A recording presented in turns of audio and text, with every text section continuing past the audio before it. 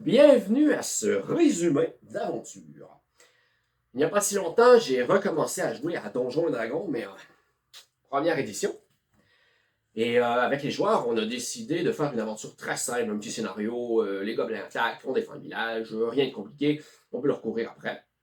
Évidemment, ça a été assez étrange de choisir les personnages. Les joueurs hésitaient beaucoup entre nains, elfes, humains ou hobbits, parce qu'il n'y a pas d'autre choix dans la première édition, et on va pas tricher. Donc, c'est ce que ça nous avons choisi. Un nain guerrier qui est bon avec les pièges, un hobbit voleur, un elfe qui est à la fois mage et guerrier, et l'humain a choisi de jouer un cléric. C'est complet, je l'admets. Ils n'ont pas eu besoin de très très longtemps pour créer leur personnage.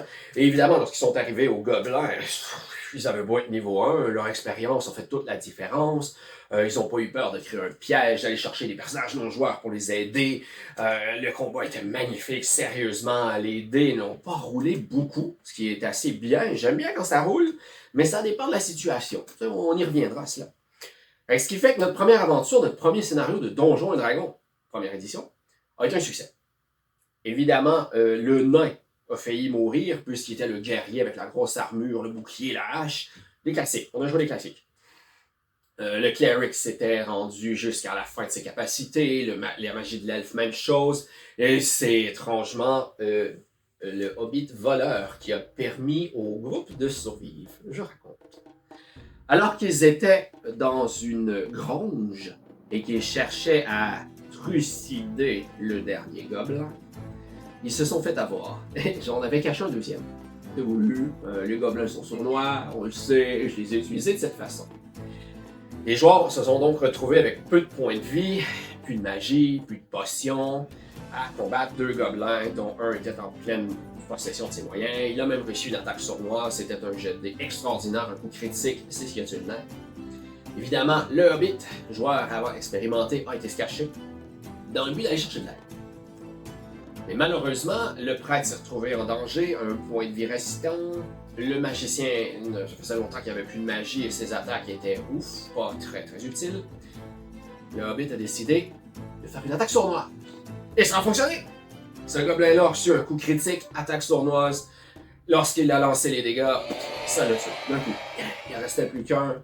Les gobelins sont reconnus pour pas être courageux. J'ai choisi évidemment cet aspect en tant que mode de jeu et il a fui. Au lieu de poursuivre, les joueurs ont été très intelligents. Ils ont été se soigner.